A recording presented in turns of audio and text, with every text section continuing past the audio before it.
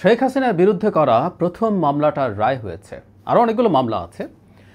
এই রায়ে প্রত্যাশিতভাবে তার মৃত্যুদণ্ড হয়েছে, সর্বোচ্চ সাজা। তার সাথে আসাদুজ্জামান খান কামালের হয়েছে এবং সাবেক পুলিশের আইজি, তার সাজাটা নিয়ে সমালোচনা আছে, সেটা নিয়েও কথা বলবো পরের দিকে। কিন্তু এই রায়টা খুবই প্রত্যাশিত মানে এই নয় যে এই রায়টা ম্যানিপুলেটেড কিছু হয়েছে।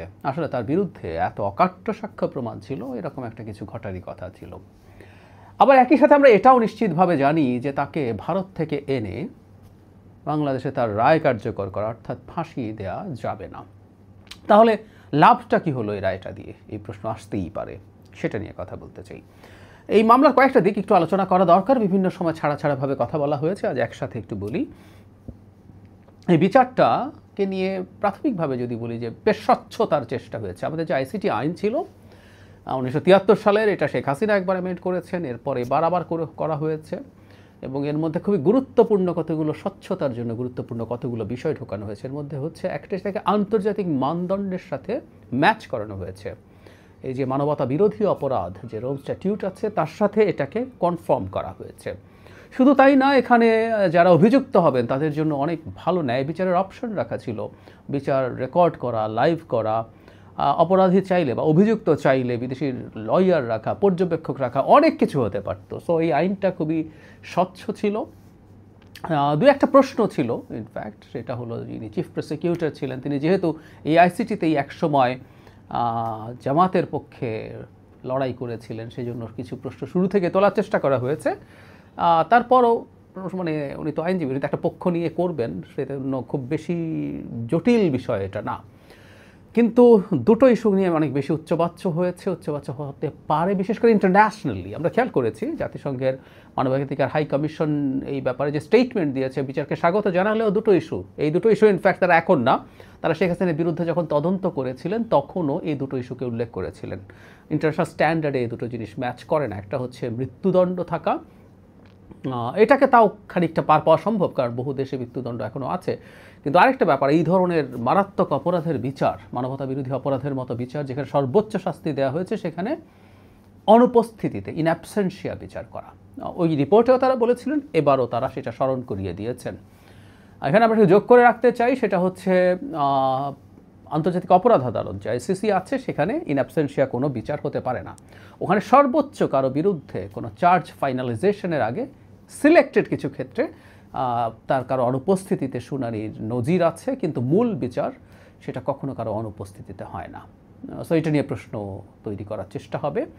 এবং আমি মনে করি এই বিচারের একটা জায়গায় বিতর্ক আসতে পারে, সেটা হচ্ছে এখানে একজন রাজসাক্ষী রাখা হয়েছে, সাবেক আইজিপিকে। আসলে কোনো প্রয়োজনও ছিল না, যে পরিমাণ অকাট্য তথ্য প্রমাণ ছিল, তাতে রাজসাক্ষীর কোনো দরকার ছিল না। ইভেন রাজসাক্ষী আসলে ভালো সাক্ষী না। আমি আগেও একদিন এই রাজসাক্ষী নিয়ে একটা ভিডিও করেছিলাম, সেখানে বলেছে, আবার একটু বলি, মানে হুমায়ুন আহমেদের কোথাও কেউ নেই নাটকে, আমরা খুব ছোটোবেলায় নাটকটা দেখেছিলাম, খুবই বিখ্যাত নাটক ছিল। মানে লয়ার বাকের ভাইয়ের পক্ষে জিতে যাচ্ছেন, হঠাৎ একজন রাজসাক্ষী পাওয়া যায়, বদি, তিনি রাজসাক্ষী দেন, তাতেই শেষ পর্যন্ত বাকের ভাইয়ের ফাঁসি হয়। এটা লিগালি খুবই তখন তো আর বুঝিনি, তো পরবর্তীতে যখন এই রাজসাক্ষী ব্যাপারগুলো লিগালি বুঝতে দেখলাম, এটা খুবই দুর্বল। এটা দিয়ে কোনোদিনও একজন মানুষের ফাঁসি দেওয়া যায় না। কেউ বলতে পারেন বাংলাদেশের কোর্টে অনেক কিছু হতে পারে, মানে বেসিকটা এরকম, যেহেতু একজন রাজসাক্ষীর শাস্তি মওকুফ হয়, সুতরাং তিনি চাইলে যদি এটা করেন, তার সাক্ষীকে গুরুত্ব কম দেওয়া হবে। প্রচুর আমি ভারতীয় হাইকোর্টের অনেকগুলো রায় দেখেছি, স্পষ্টভাবে বলা আছে যে এটার ভিত্তিতে এটাকে গুরুত্বই তেমন দেওয়া যাবে না যদি না এটার সাথে খুব গুরুত্বপূর্ণ সাপোর্টিং এভিডেন্স থাকে। সুতরাং জনাব মামুনকে নেওয়ার কোনো দরকার ছিল না, কিন্তু তাকে নেওয়ার মাধ্যমে এক ধরনের দায়মুক্তি হলো তার, এবং শাস্তি 5 বছর খুবই কম হয়েছে মনে হতেই পারে, কারণ তিনি যদি রাজসাক্ষী না হতেন তার মৃত্যুদণ্ড হতো, যদি না সেটা যদি হয়ে থাকতো, সেটার তুলনায় 5 বছর সত্যিকার অর্থে খুবই কম শাস্তি। সো এটাও সমালোচনা হয়েছে। তারপরও আমি মনে করি বিচারটা মোটা দাগে স্বচ্ছ হয়েছে। আরেকটা ইস্যু একটু বলতে চাই, সেটা একটু তাড়াহুড়া করা হয়েছে কিনা এই প্রশ্ন আছে, কারণ হলো খুব অল্প সময়ের মধ্যে রায় হয়েছে। হ্যাঁ, এটা আমরা মানি যে শেখ হাসিনা যেহেতু দেশে আসেননি, তিনি আদালতের কাছে তার আশ্রয় গ্রহণ করেননি, সে কারণে তিনি তার নিজের পছন্দ মতো লয়ার দিতে পারেননি। এতে তার সাক্ষ্য আনা বা সাক্ষী আনা, ডকুমেন্ট উপস্থাপন কোনো কিছুই আসলে ঠিকঠাক মতো করা যায়নি। যদিও এই ক্ষেত্রে নিয়ম যেটা সেটাই রাষ্ট্র করেছে, রাষ্ট্র একজন লয়ার তার পক্ষে দিয়েছে। কিন্তু যেটা হয় এই ধরনের লয়ার খুব সিরিয়াসলি পার্টিসিপেট করবেন সবসময় হয়তো হয়ে ওঠে না। ফলে যেটা হয়েছে সময় কম লেগেছে। তারপরও আমি মনে করি বিচার প্রক্রিয়াটা খানিকটা ফাস্টার হয়েছে। সরকার নির্বাচনের আগে অন্তত একটা রায় দিতে চেয়েছেন এরকম মনে করার কারণ আছে। যেগুলো সব কিছু যদি সরিয়ে রাখি আমাদের কাছে যথেষ্ট গুরুত্বপূর্ণ তথ্য প্রমাণ আছে। মানে ইন্টারন্যাশনালি যখনই কোনো চাপটাপ বা আলোচনা আসতে থাকবে আমাদের কাছে জাতিসংঘের গুরুত্বপূর্ণ ডকুমেন্ট আছে। সেই ডক্টর ইউনূস সরকার এটা একটা খুবই ব্রিলিয়ান্ট কাজ করেছেন, যেটার মাধ্যমে আসলে আমরা খুবই ভালো ডকুমেন্ট উপস্থাপন করতে পারবো এবং জাতিসংঘের কাছে তথ্য প্রমাণের ডকুমেন্টও আছে, প্রয়োজনে তারা সেটাও দিতে পারবেন। আমি একটা ছোট তথ্যই দিয়ে রাখি আপনাদের, অনেকের হয়তো মনে আছে বিবিসি এবং আল জাজিরা যখন শেখ হাসিনার এই ম্যাসাকার নিয়ে ডকুমেন্টারি করেছিল, সেখানে শেখ হাসিনার লেথাল ওয়েপন ব্যবহার করার যে অডিও আছে সেটা তারা ব্যবহার করেছেন এবং সেটা তারা ভেরিফাই করে নিশ্চিত হয়েছেন এটা জেনুইন, এটা কোনো না কোনোভাবে প্রযুক্তিগত বা এআই টেআই দিয়ে তৈরি করা না। সো এরকম ডকুমেন্ট যেহেতু আছে আমার মনে হয় এটা খুব বড় প্রশ্ন তৈরি করবে না ভারত ছাড়া। ভারতকে নিয়ে কথা বলতে হবে আলাদাভাবে, ভারতের প্রতিক্রিয়া কী হয়েছে যদিও আমি সামান্য একটু বলে রাখি, এটা আমি ওখানে বিস্তারিত কথা বলবো। ভারতের রাষ্ট্রীয় যে স্টেটমেন্ট সেটা আমি বেশ নিউট্রাল মনে হয়েছে, অন্তত শেখ হাসিনার দিকে লিস্ট বায়াসডও মনে হয়নি। It's a good news. কিন্তু তাদের মিডিয়াতে যেটা হয় তাদের অনেক কথাবার্তা হচ্ছে, সেগুলো নিয়ে কথা বলবো।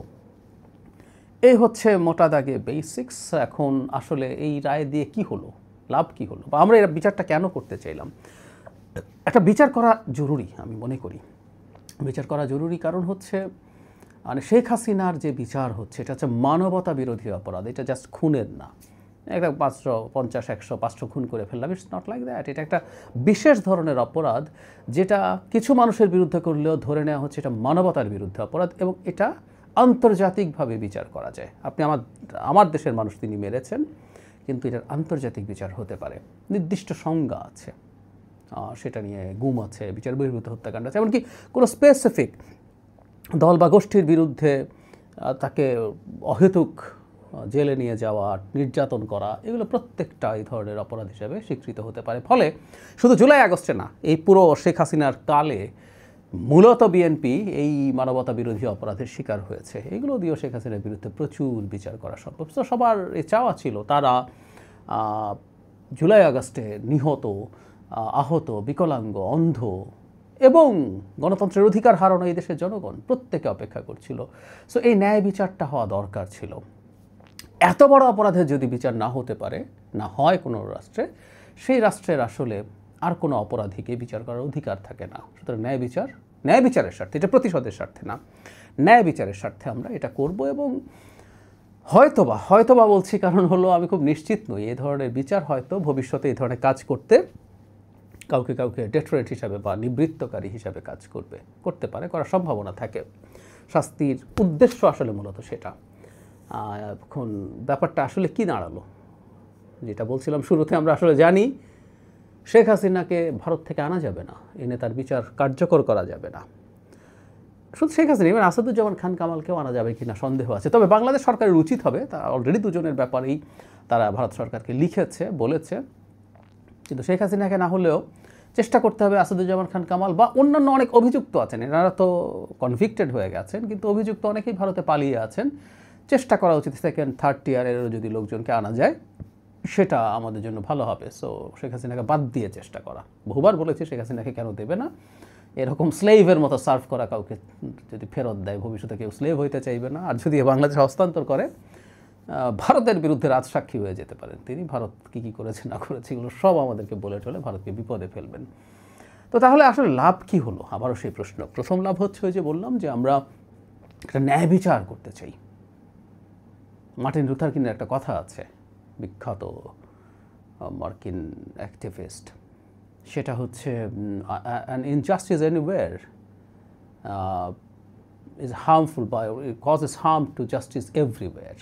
কোনো একটা জায়গায় যদি অবিচার হয় সেটা সব জায়গায় ন্যায় বিচারের জন্য ক্ষতিকর হয়ে দাঁড়ায়। সুতরাং আমরা ন্যায় বিচার নিশ্চিত করতে চাইছি এবং এটা শুধু বাংলাদেশে না, গ্লোবাল স্কেলেও, কারণ এটা আন্তর্জাতিক অপরাধ এবং সারা পৃথিবীর দৃষ্টি ছিল। সুতরাং আমরা ন্যায় বিচারটা নিশ্চিত করতে চেয়েছি, এটা দরকারি ছিল। আর একটা জিনিস ইম্পর্ট্যান্ট, শেখ হাসিনা এই কনভিকশনের ফলে ভারতের বাইরে যাওয়া তার জন্য কঠিন হবে, কারণ তার তো পাসপোর্ট নেই। তাকে যদি ট্রাভেল ডকুমেন্টে দেয়, তিনি অন্য কোনো দেশে যাওয়া, মানে এরকম কনভিক্টেড আসামিকে অন্য কোনো দেশে আশ্রয় দেওয়া will really be very tough, তাদের জন্য খুবই কঠিন কাজ হবে।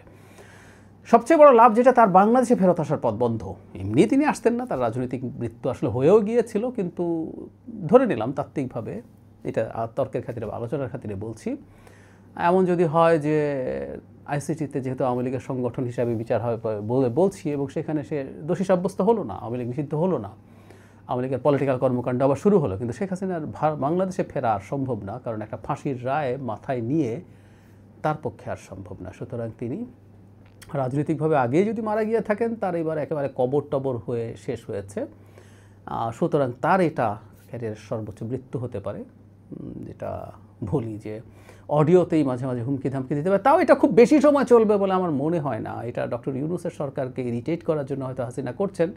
ভবিষ্যতে গণতান্ত্রিক সরকার যদি আসে এবং সেটা যদি ভারতের সাথে কার্যকর এনগেজমেন্টে যায়, যেতে হবে আসলে দুই দেশকেই। আমি এনগেজমেন্টে যাওয়া বলতে শেখ হাসিনার মতো স্লেভারি করার কথা বলছি না। দুটো দেশ পারস্পরিক মর্যাদার ভিত্তিতে, স্বার্থের ভিত্তিতে, উভয়ের লাভের ভিত্তিতে ব্যবসা করবে, নানান রকম কাজ করবে, সেটা যদি নিশ্চিত করা যায়, শেখ হাসিনার এই বলাটাও বন্ধ করা যাবে সম্ভবত।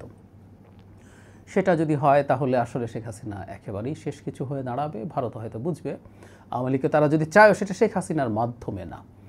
সো লাভ নেই তা না, লাভ আছে। আমরা ন্যায় বিচার নিশ্চিত করতে পারলাম, আমরা শেখ হাসিনার পলিটিক্যাল মৃত্যু নিশ্চিত করা, অথবা মৃত্যু যদি হয়ে থাকে তার কবর নিশ্চিত করতে পেরেছি। এটা নিশ্চিতভাবেই একটা বড় বিষয় আমাদের জন্য।